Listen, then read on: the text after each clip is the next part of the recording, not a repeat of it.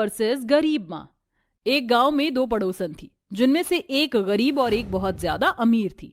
आज तो मैं अपनी सहेलियों के साथ शॉपिंग करने जाने वाली हूँ। वैसे सलोनी, तुम नहीं जाओगी शॉपिंग के लिए? तुम्हें भी तो बहुत कुछ खरीदना होगा। अपने घर के लिए चलो, मेरे साथ विशाल मेगा मार्ट चलते हैं। ना ना बहन, तुम्हारा विशाल मेगा मार्ट बहुत महंगा है। जितने का मैं वहां से सामान लेकर आऊंगी, उतने का तो हम पूरे महीने का सारा खर्चा निकाल लेंगे। तुम अकेली ही चली जाओ। हो, तुम ही ना गरीब लोग हमेशा पैसों के लिए रोते रहते हो। खैर, अब मैं तुम्हें क्या ही बोलूं। ठीक है, मैं तो अपनी कार में आराम से एसी की हवा खाते हुए जा रही हूँ। चलो फिर चलती हूँ। रागिनी ऐसा कहकर अपनी गाड़ी में बैठती है और वहां से चली जाती है। रागिनी को हमेशा अपनी पड़ोसन सलोनी की बेइज्जती करने में बहुत मजा आता था। उसे अपनी अमीरी का बहुत ज्यादा घमंड भी था और दोनों में जमीन आसमान का बहुत फर्क था। इसी के चलते कुछ समय बाद दोनों एक साथ गर्भवती हो जाती हैं और दोनों ही एक ही अस्पताल में चेकअप के लिए जाती हैं। अरे सलोनी, तुम यहाँ पर? क्या तुम भी प्रेग्नेंट हो? हाँ बहन, मैं भी प्रेग्नेंट हूँ। आज ही मैंने टेस्ट करवाया है। बस डॉक्टर साहब आते ही होंगे। डॉक्टर रागिनी और सलोनी को एक साथ अपने कैबिन में बुला लेता है। देखिए, मुझे किसी अर्जेंट ऑपरेशन के चलते जल्दी से यहाँ से जाना होगा, इसलिए मैंने आप दोनों को एक साथ अपने कैबिन में बुलाया है। आप दोनों ही अभी प्रेग्नेंट हो और आप दोनों को ही मुझे एक जैसी बातें बतानी है। तो मैं आप लोगों को ये बताना चाह रहा था कि आप दोनों ही प्रेग्नेंट हो और आप दोनों ही अब अपना ख्याल रखना शुरू कर देना। जैसे कि आपको अपने रूटीन में हेल्दी खाना शुरू करना होगा और वक्त पर खाना बहुत ज़रूरी है। इससे बच्चा हेल्दी और स्वस्थ होगा और हमेशा अच्छी अच्छी चीज़ों के बारे में सोचना है। डॉक्टर से ये सारी बातें सुनने के बाद वो दोनों कैबिन से बाहर आती हैं, जिसके चलते रागिनी सलोनी से कहती है, कितनी बकवास करी है डॉक्टर ने। भला आप खाने में भी कोई रोक टोक होती है क्या? प्रेगनेंसी के दौरान तो जितना खाया जाए उतना खाना चाहिए, और मेरा जो मन करेगा मैं तो वही खाऊंगी। इससे मेरे बच्चे की इच्छाएं तो नहीं मरेंगी। डॉक्टर ने हमें हमारे भले की बात कही है। मुझे लगता है कि तुम्हें डॉक्टर की बात को गंभीरता से समझना चाहिए। रागिनी सलोनी की बातों को नजरअंदाज कर देती है, जिसके बाद वो दोनों वापस अपने घर आ जाती हैं। एक अपने घर पर आते ही स्विगी और जोमेटो से अपने लिए फास्ट फूड ऑर्डर करती है, जिसमें पिज्जा, बर्गर, मोमो सब कुछ होता है। तो वहीं दूसरी घर जाते ही सबसे पहले अपने लिए दलिया बनाती है। हेल्दी चीज खाने के लिए मेरे पास पैसे तो नहीं है, लेकिन मैं कम पैसों में ही अपने बच्चों को पौष्टिक आहार जरूर दूंगी। दलिया आने वाले बच्चों को स्वस्थ बनाएगा। सलोनी दलिया बनाकर खा लेती है, जिसके बाद कुछ ही देर में सलोनी का पति प्रमोद उसके लिए कुछ फल ले आता है। काफी देर मुझे इंतजार करना पड़ा, तब जाकर मुझे मंडी उठने से पहले सस्ते दामों पर ये फल फ्रूट मिल गए। बाकी के पैसे जो बचे हैं वो ये रहे।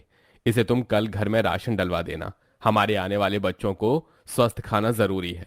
इधर दोनों ही पति पत्नी अपने आने वाले बच्चों के लिए बहुत ज्यादा सीरियस थे। तो उधर जैसे ही विक्रम अपनी पत्नी रागिनी के लिए एक दूध का ग्लास लेकर जाता है, रागिनी दूध देखकर ही अपने पति से कहती है, अरे यार, कैसे पति हो तुम मेरे।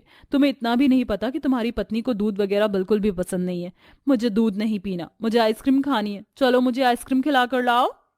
रागिनी जिद कर लेती है और अपने पति के साथ आइसक्रीम खाने जाती है। इसी प्रकार एक तरफ गरीब होने के बाद भी वो अपने बच्चों के लिए दाल और बादाम जैसी चीज खाती है, तो दूसरी तरफ अमीर माँ सिर्फ अपनी जुबान के स्वाद के अनुसार खाती है।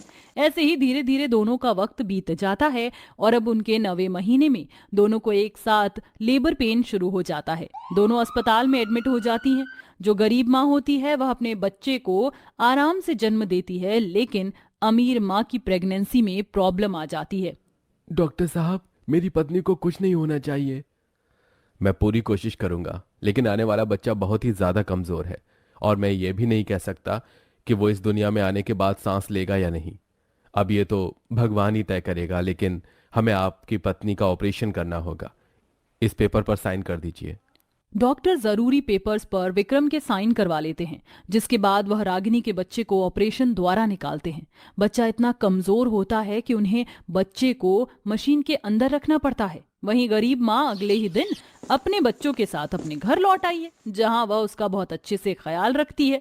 धीरे धीरे 1 महीना बीत जाता है। जब अमीर माँ अपने बच्चे को लेकर घर आती है, उसका बच्चा बहुत बुरी तरह रो रहा होता है। तभी वहां विक्रम आता है और कहता है, तुम्हारा बच्चा यहाँ पर रो रहा है और तुम हो कि उसे देख भी नहीं रही हो। अरे इस टीवी को देखना बंद करो और अपने बच्चे को उठाओ, उसे दूध पिलाओ, क्या पता उसे भूख लगी हो। मुझसे ये नहीं हो पाएगा। अरे तुम क्या चाहते हो कि मैं इस बच्चे के लिए अपना पूरा फिगर खराब कर दूं? मैं ऐसा कभी नहीं करूंगी, समझे तुम? तुम्हारी ही लापरवाही की वजह से ये बच्चा इतना कमजोर है। अगर तुमने मेरी बात सुनकर हेल्दी खाना खाया होता तो आज इसकी ये हालत नहीं होती। और जब तुम्हारा बच्चा तुम्हारे पास है तो तुमने उसे पालने में लाकर पटक दिया, उसे दूध पिलाने के लिए। तुम्हें अपने फिगर की चिंता होने लगी। हाँ, मुझे इन सब बातों से कोई फर्क नहीं पड़ता। इतने दिनों से मैंने कोई पार्टी नहीं की, मैं पार्टी में जा रही हूँ।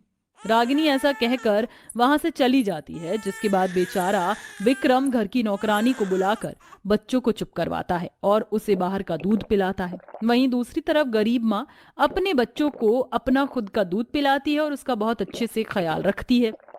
लल्ला लल्ला लोरी, दूध की कटोरी, दूध में बताशा, मुन्ना करे तमाशा। मेरा मुन्ना कितना प्यारा है, चलो अब जल्दी जल्दी से सो जाओ। सलोनी बहुत ही प्यार से अपने बच्चे को दूध पिलाकर सुलाती है। अगले दिन के लिए सलोनी के पास 500 रुपए थे और वह उन 500 रुपए को ले जाकर बाजार में अपने बच्चे के लिए अच्छे प्रोडक्ट खरीदती है। प्रमोद जी ने मुझे ये पैसे मेरी साड़ी के लिए दिए थे, लेकिन मुझे लगता है कि मैं अपने लिए इन पैसों से कुछ अच्छी चीज खरीद लूंगी तो उसके लिए अच्छा होगा। सलोनी जहां भी जाती अपने बच्चे को अपने साथ रखती और उसका ख्याल रखती। तो वहीं रागिनी ना तो अपने बच्चे को अपने पास सुलाती और ना ही उससे प्यार करती, ऊपर से उसे घर में अकेला ही छोड़कर चली जाती। उसके जाने के बाद उसका मुन्ना घुटनों के बल चलते हुए घर से बाहर निकलता हुआ सड़क पर आ जाता है। चारों तरफ बहुत तेजी से गाड़ी चल रही होती है। एक बहुत तेजी से गाड़ी बेचारे बच्चे के पास आने ही वाली होती है कि तभी वहां सलोनी सही समय पर पहुंचकर बच्चे को बचा लेती है। हे भगवान, किसका बच्चा है? लगता है अपनी माँ से बिछड़ गया है और भूख से रो भी रहा है। सलोनी रागिनी के बच्चे को अपने घर ले आती है, जहां वह अपने बच्चे के साथ साथ उसके बच्चे को भी दूध पिलाती है। वहीं विक्रम और रागिनी दोनों जब घर वापस लौटते हैं तो उन्हें बच्चा घर में नहीं मिलता। कहाँ थी तुम और हमारा बच्चा कहाँ है? अरे अपनी पार्टी के चलते तुमने एक नन्हे से बच्चे को घर में अकेला ही छोड़ दिया। नौकरानी को बोला था ना कि बच्चे का ध्यान रखने के लिए। अरे वो बच्चा नौकरानी का नहीं बल्कि तुम्हारा है। अपने बच्चों का ध्यान तुम्हें ही रखना होगा, ना कि नौकरानी को। तभी विक्रम को उसके बच्चे के हंसने की हल्की सी आवाज आती है और उसी के चलते वह सलोनी के घर पहुंच जाता है। मेरा बच्चा तुम्हारे पास कैसे आया? तभी रागिनी सलोनी से अपना बच्चा छीन लेती है और कहती है, तुम्हारी हिम्मत कैसे हुई मेरे बच्चे को अपना दूध पिलाने की? क्या तुम मेरा बच्चा चोरी करने आई थी मेरे घर पर?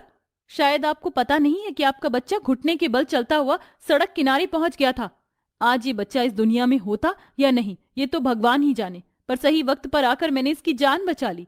ये बहुत ज्यादा भूखा था, इसलिए मैं इसे अपने साथ अपने घर ले आई और इसको अपना दूध पिलाया। आप एक माँ होकर जब अपने बच्चे का ख्याल नहीं रख सकती तो आपको एक बच्चा पैदा करने का भी कोई अधिकार नहीं। ये सुनते ही रागिनी की आंखों में आंसू आ जाते हैं और उसे अपनी गलती का पछतावा होता है। सही कहा तुमने, मैंने अपने बच्चे के साथ बहुत बुरा किया, मुझे ऐसा नहीं करना चाहिए था। आज के बाद मैं इसके साथ ऐसा कभी नहीं करूंगी और मैं अपना सारा प्यार इसे दूंगी। उस दिन के बाद से रागिनी अपने बच्चे का बहुत ख्याल रखती है, जिसके चलते कुछ समय बाद उसका बच्चा स्वस्थ हो जाता है और अब वह अपने परिवार के साथ खुशी खुशी रहने लगती है।